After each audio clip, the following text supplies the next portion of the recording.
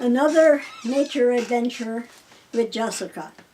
Story number 3, The Raspberry Disaster. Jessica swung her 2-quart pail confidently as she walked behind her Aunt May on the narrow pathway. Trees grew thick on each side, but the path was clear, and the moss under her feet had a nice soft feel. Jessica loved the feel of things under her bare feet, and liked it even better when it felt so cool, as the moss did. As she walked along, she made extra effort to keep from walking on the dusty spots of the pathway. Jessica could hear her 2 cousins up ahead complaining.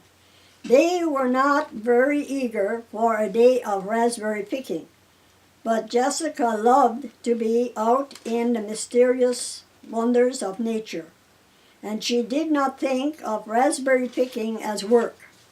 Everything in nature was there for their use, her father claimed, and Jessica did not think it hard work to just take what was there for the taking. The tall trees shaded the pathway they followed, but she could see the bright blue of the sky through their thick branches. She was so glad that Aunt May had persuaded her mother to let her come. Wild raspberries were her favorite fruit, and they were so much easier to pick than strawberries. One had no shade when picking the wild strawberries that grew in the back fields, but the wild raspberries grew on bushes that were tall and would give her lots of shade from the hot summer sun. It was 5 miles to the new settlement where the raspberries grew, along the edge of the forest. Jessica had been there several times to visit with her sisters, who lived on their farms in the new settlement, but she had never come this way before. The summer colors of the deep forests and the greens of the different ferns growing along the pathway stirred the unexplained thrill she always felt when she experienced the beauty of a new place. Soon they came to a brook that cut across the path. An old log, green with moss, lay across the swift-running water. Everyone scampered across and hurried on, but 5-year-old Jessica took her time. She was never too sure of her balance when log bridges needed to be crossed. However, she crossed without mishap and hurried to catch up with the others. Her cousins teased her about being an old slowpoke, but Jessica paid them no mind. Nevertheless, she was grateful to her Aunt May when she put a stop to the teasing. It seemed to Jessica that the pathway through the woods was actually a longer way to get to the new settlement, but her aunt assured her that it was a much shorter way. Jessica forgot about how far it was to the settlement when she began to see some raspberry bushes with a few red fruit on them. She knew that pretty soon they would be at her sister's house. They would rest there for a while and refresh themselves with cool drinks of water from the well. It was not long before Jessica could see the opening in the trees where the pathway left the forest, and when they reached the clearing, they found themselves on the gravel road right across from her sister's house. Jessica was surprised to see that a lot more trees had been cut down, giving more open space around her sister's home. She was also surprised to see that the house was not the two-story log house, but a new house. This one was 2 stories high and was not made of logs but of boards and shingles. She followed Aunt May up the laneway and asked, "Aunt May, is this the right house?" Aunt May turned and assured Jessica, "Yes, it is."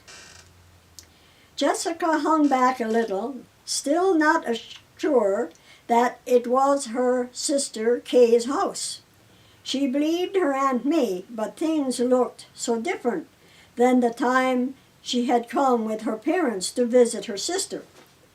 Her relief was great when her sister came to the front door and answered to Aunt May's knock.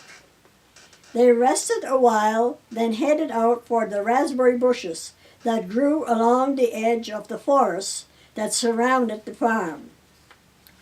The day marched into late afternoon, and the pails they had brought to hold the berries were full to overflowing. Jessica's 2-quart pail tugged at her arm with its weight of big, juicy raspberries as she followed Aunt May down the pathway towards home. The loss of just one of those luscious, dark red berries would put a big 0 in the happy satisfaction dancing in her heart. And Jessica watched the pathway, stepping carefully over any root or rock that might cause her to fall or even stumble and spill her precious harvest. To lose even one berry would be the worst of disasters, so she followed her cousins and Aunt May and would not hurry one step in response to their urging for her to walk faster. Gone was the attention to the beauty of nature around her. All that mattered was that she got her berries safely home to her mother. They arrived at the brook with its moss-slippery log bridge. Aunt May and her cousins carefully made their way across. Then it was her turn. Holding tightly to her pail of berries, she started to cross. As she passed the halfway point, her relief turned to panic as her balance left her and she swayed left, then right, then back left to keep from falling into the water. She dropped her pail and grabbed the hand Aunt May reached out to her, and she was pulled to the safety of the path. Jessica's relief turned into bitter disappointment when she looked to see what had happened to her precious pail of berries. It lay floating on its side, spilling its bright red raspberries into the dark waters of the deep pool under the log bridge. No one moved for what seemed like eternity. Then Aunt May waded into the deep water and picked up the pail, now only half full, while Jessica watched the rest of her precious berries rush swiftly downstream. For one brief moment they hesitated at the edge of the small rapids, then bobbed and skipped out of sight into the mysterious depths of the forest. Jessica took the pail from Aunt May and looked at the remaining berries. A tear slipped down her cheek, but she did not cry. Aunt May put her arm around her shoulders and turned her homeward. As they walked away, Jessica looked back and saw one last berry follow the others down the rapids. Aunt May's arm tightened on her shoulders and she promised, "I will tell your mother what happened. I should have helped you across the brook." Jessica could not answer her. She was very glad that her cousins were walking a good ways ahead. She did not want to see the sympathy in their eyes. Then she heard her aunt say, Do you know what your mother is going to say? She is going to say, a half a pail is better than none. And that is exactly what her mother said. The end. I hope you enjoy these, and I hope you subscribe to my channel and look at all the other things on there. The music, the stories, the poems, on all the sharing. I would appreciate it greatly. Thank you for watching and listening.